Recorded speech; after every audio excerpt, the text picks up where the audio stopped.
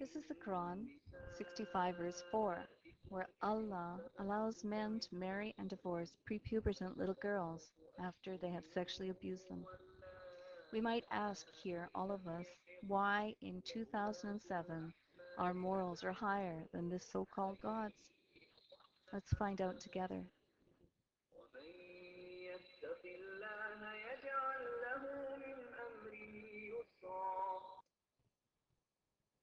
I received an email this morning by a fellow named American Muslim.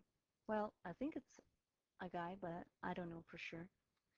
He writes, God knows why you disabled the comment section. You wouldn't want to hear the truth. Or maybe you realized how dumb of you to defy God's world. One advice though, if you want to discuss something, do some research first. Well, American Muslim, this must be your lucky day because you and I are going to research this together right now, and everyone else can follow along. Let me read on. He writes, even little kids can refute your arguments. Okay, thank you for that. Let's read on. Firstly, this is for the women that haven't seen their period yet. As you may already know, not all women have their period due to medical problem. What would they do? What about the one who are in the middle of youth talking about 2025? Learn the facts. Yes, American Muslim, we're going to learn the facts together right here and now. As you go on and say, you were talking about Islam allowing youngs to be married, even though that this is not true. I'm going to show you right now that it is true, according to your books. I sent American Muslim a response, and I want to share it with you before I carry on. All right, this is what I sent back to American Muslim. Look how all your top Muslim scholars, Qurtubi, Ibn Kathir, Jalalain, and Tobari, accuse you of being a liar. All the leading tafsir agree that 65 verse 4 is speaking about the divorce of a very young wife and those who are too young to have a period. Go read Ibn Abbas, liar, and don't email me again. Now, I've given him the websites and the tafsirs from alislam.com for Qurtubi, Ibn Kathir, Jalalain, and Tobari. And these, my friends, are all Islamic top scholars. There's no one higher than these guys. These are the very tafsirs that every Muslim alive today has believed in as authentic tafsirs, and all of their ancestors have followed. And I've told American Muslim here, don't email me again because I receive way too many emails of every sort. And so I feel that it's fair enough that he can respond in this YouTube, and we can all read together what he has to comment and say about the evidences presented to him as we learn together. So let's go on now and see what the Quran says and the explanation for the Quran. Okay, I'm here at a site here. It's called IslamicFoundation.com. This is an Islamic site. This is not a Christian site. And let's look at the Quran together now. 65:4 and see what it says. Here we are.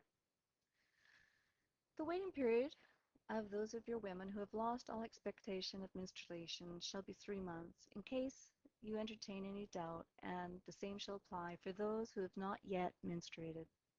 Now, do you see the 13 here, guys? This is the commentary. We're going to scroll down to 13 and read what the commentary says about this verse. Went too far. 14, 13, here we go. They may not have menstruated as yet because of young age. Wow, okay, American Muslim, pay attention. Or delayed menstrual discharge, as it happens in the case of some women.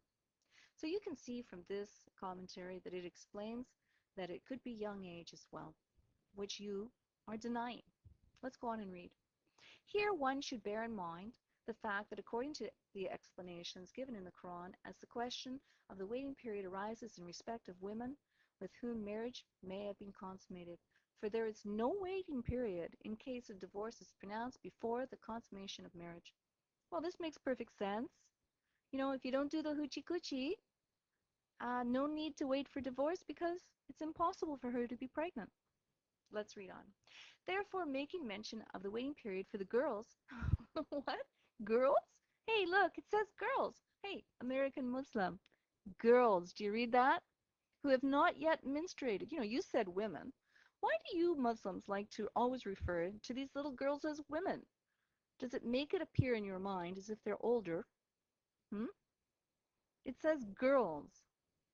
Therefore, making mention of the waiting period for the girls who have not yet menstruated clearly proves that it is not only permissible to give away the girl in marriage at this age, wow, wow, but it is also permissible for the husband to consummate the marriage with her. I call this rape. Anyway, let's go on. Now, obviously, no Muslim has the right to forbid a thing which the Quran has held as permissible. American Muslim, this last sentence applies to you personally. Obviously, no Muslim has the right to forbid a thing which the Quran has held permissible. It's not up to you, sir, to interpret the Quran for yourself and try to persuade people that they're incorrect when they say something unless you are 100% correct. But instead, you use your mind. You use your wishful thinking to try to persuade people to believe in an Islam that you want to believe in.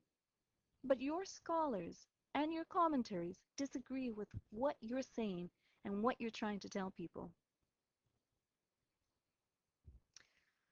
It is not only permissible to give away the girl in marriage at this age, but it is also permissible for the husband to consummate the marriage with her.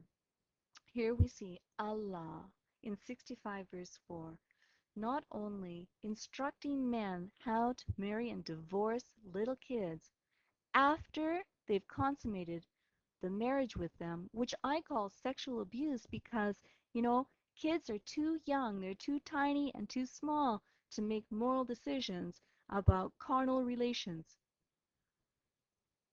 right? Anyway, I think that's it. You can go and check all the references that I've given you in your email and check out this site a little more, theislamicfoundation.com, and I don't think there's anything more to discuss. I think instead, American Muslim, you should invest your time now to contemplate on your couch what Islam really means and if you want to continue to be a part of it, because this is only one of the moral issues of this book, who is supposed to be a last testament. Okay, guys, as Investigate Islam says, Jesus is Lord, Islam is false. Amen. And I'll see you next time.